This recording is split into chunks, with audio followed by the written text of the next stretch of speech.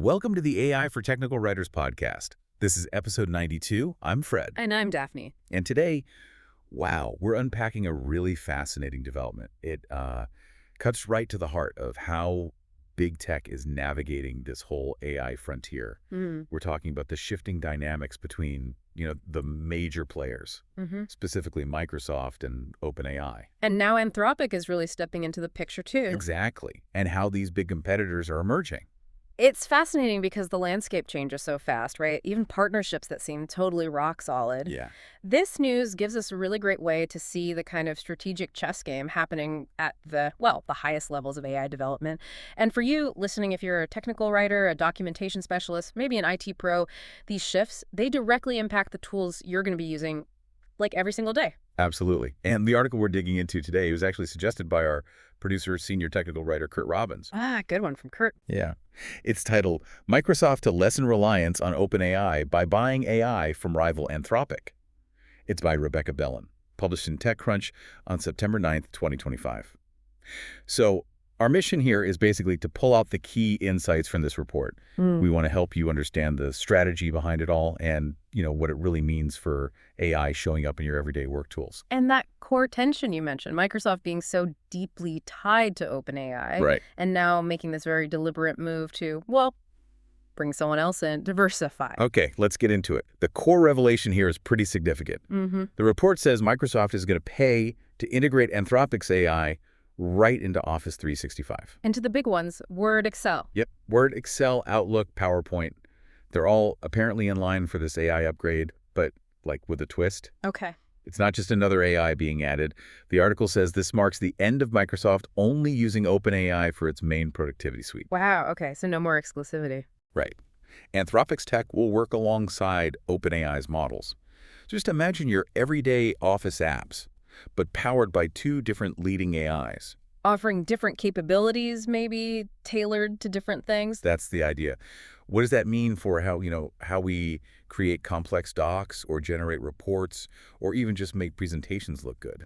Well, connecting that to the bigger picture, for you, the user, this could really change your workflow.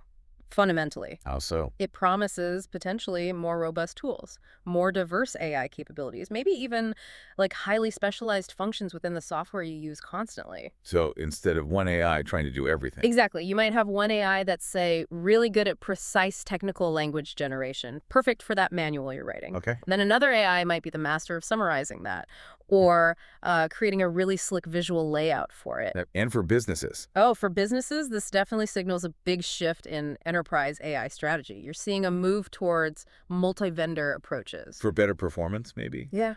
Or Yeah. resilience. Both. Plus resilience, like you said, not having all your eggs in one basket. And maybe even better cost down the line. The article specifically mentions Anthropic's model. Claude Gore. Yes, Claude Sonnet 4. And it notes its perceived strengths in certain areas. That's a really crucial point, specialized AI. So it's not just about throwing another AI into the mix for the sake of it. No, it seems not. The reasons seem deeper. The article mentions this growing rift between Microsoft and OpenAI. Right. I saw that. And you see OpenAI doing its own thing more now, right? Yeah. Like pursuing independent infrastructure projects. Yeah. Even developing something that might compete with LinkedIn. Yeah, that jobs platform. It really does feel like these collaborators who are so close are now, branching out on their own unique ventures. Which raises that big question, doesn't it? Is this just a negotiating tactic from Microsoft, put a bit of pressure on OpenAI? Or something more permanent. Exactly. Or is it a real strategic realignment? The article suggests it's more than just negotiation. It says Microsoft leaders genuinely think Anthropic's models, specifically Claude Sonnet 4, actually perform better in certain functions. Better than OpenAI. In some areas, yeah. They even gave an example generating aesthetically pleasing PowerPoint presentations. Huh. Oh, okay. So that highlights how important specialized performance is becoming. Different AIs are just better at different things. Precisely. And think about that from a technical writing standpoint. Maybe you use one AI, like you said, for drafting the really dense core content of an API reference guide because it's super precise with technical terms. But then you switch to another AI, maybe like this Claude Sonnet 4, to polish the visual layout or create some sharp infographics or draft an executive summary that's, more engaging. That kind of task-specific tool. Oh, yeah. Yeah. that sounds like a game changer. Totally. And it's interesting because, as the article points out, this isn't even Microsoft's first step outside of OpenAI. It Yeah. really underlines that this is a pattern, a strategy. Right, not just a one-off. OpenAI has often been the default, sure, but Microsoft already offers other models, like xAI's Grok and even Anthropic's Claude, through GitHub Copilot. They've been testing the waters. Yeah. And beyond just integrating other vendors, they're also pushing for more self-reliance, aren't they? Yeah. They introduced their own first couple of in-house models recently. MAI Voice 1 and MAI 1 Preview. Yeah. So what does this pattern, diversifying and building in-house, tell us about their ultimate vision?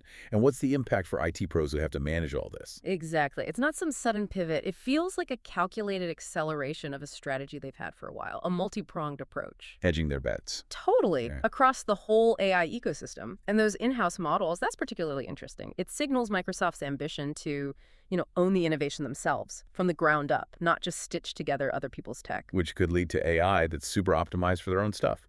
Windows, Azure, Office 365. Potentially, yeah. Giving them a distinct edge where maybe generic models don't quite cut it. For IT professionals listening, this probably means managing an increasingly complex AI setup. Yeah, I can see that. Different models, different vendors, maybe even Microsoft's own solutions, all needing to be integrated, secured, optimized. It's about control, customization, and trying to stay independent long-term in a field that's just moving incredibly fast. Okay, lots to think about there. Let's take a brief break for a special message from our producer, Kurt Robbins. Hi, this is Kurt Robbins. First, thanks for listening. I truly appreciate your support. I want to let you know that I'm currently accepting new clients. My rates are affordable, and I have more than 25 years of experience working for enterprise companies like Microsoft, Northrop Grumman, Oracle, PNC Bank, FedEx, USAA, and Wells Fargo, among many others. If you want to improve your IT documentation and communications, hire me. I deliver fast, know how to use AI to improve efficiency and accuracy, and love going the extra mile to satisfy my clients. Thank you for subscribing and listening. Back to you, Daphne and Fred. Welcome back to the AI for Technical Writers podcast.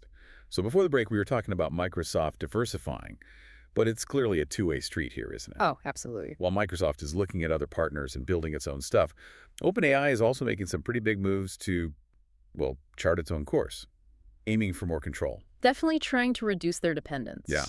The article mentions OpenAI launching that jobs platform, which, seems like a direct challenge to Microsoft's LinkedIn. That was a bold move. Signals wider ambitions, for sure. And it doesn't stop there. There was that Financial Times report. OpenAI planning to mass produce its own AI chips, partnering with Broadcom, aiming for 2026. Yeah, that's huge. That's not just software anymore. Right. It's hardware. And this really brings up critical questions about control and autonomy. Meaning? Well, if OpenAI can actually run its training, teaching the AI an inference, which is using the AI on hardware it controls. Then it doesn't need Microsoft's Azure cloud setup quite as much. Exactly. Significantly reduces its dependence. It's a massive step towards genuine autonomy for what they call a frontier AI company. Those companies really pushing the limits of AI. Right. Not just tweaking existing models. It's about owning the entire stack from the silicon up. And is this just OpenAI or are others doing this too? It reflects a broader trend, actually, this idea of vertical integration in AI, companies trying to control more pieces of the puzzle from designing chips right up to the final app the user sees. Okay. And for the tech teams listening, maybe those managing data centers or cloud infrastructure, what's the takeaway? It could mean more specialized AI tools down the road, maybe tailored to specific hardware platforms. That could require a deeper understanding of the AI architectures themselves and how the hardware and software interact. So more efficiency maybe, but also more complexity. That's the trade-off, often, yeah. It's definitely a careful dance they're both doing. Yes. Microsoft acknowledges the partnership continues, but at the same time, they're diversifying like mad, pushing for independence. Mm-hmm. The article quotes Michael Collins, a Microsoft spokesperson, saying, as we've said, OpenAI will continue to be our partner on frontier models, and we remain committed to our long-term partnership. It's careful language, isn't it? Very. That perfectly captures that nuance. Yeah. The partnership is still there, but it's clearly not about exclusive reliance anymore. No. What does that suggest about these big tech collaborations going forward? Do they become more transactional, less deeply embedded? Well, connecting this to the bigger picture, I think this whole dynamic just shows that in the AI race, even partnerships that looked really strong and long-term are actually quite fluid. They're constantly being reevaluated. Makes sense. Companies are optimizing for performance, sure, but also for resilience, like we talked about, cost effectiveness, and just strategic independence. It's kind of a pragmatic approach, really. Especially when the tech evolves so fast. Exactly. Betting everything on a single horse, a single partner, might just be too risky, particularly when you're powering something as massive and critical as Office 365, which, millions of people rely on constantly. So this diversification from both sides really could actually speed things up. I think so. It's likely to accelerate innovation across the board. And that could lead to more choices and potentially more specialized tools for you, the user. You might see a future where you kind of pick and choose the best AI for a specific task. Like choosing different software tools now. Pretty much, yeah. A curated AI toolkit. Okay, so let's quickly recap then. Microsoft is making a big move, bringing Anthropic's AI into Office 365. Signaling the end of exclusive reliance on OpenAI. Driven partly by performance hopes for models like Claude Sonnet 4, but also this sort of growing strategic distance between them and OpenAI. Meanwhile, OpenAI is making its own moves for independence, launching competing services, planning its own hardware. Yeah, the jobs platform, the chips. It just shows the AI landscape is incredibly dynamic, multifaceted, definitely not standing still. And this whole scenario really makes you wonder, doesn't it? As these huge tech players keep diversifying, building their own stuff, how long until an AI partnership means something totally different? Less about exclusive reliance. And more about a flexible, multi-vendor ecosystem.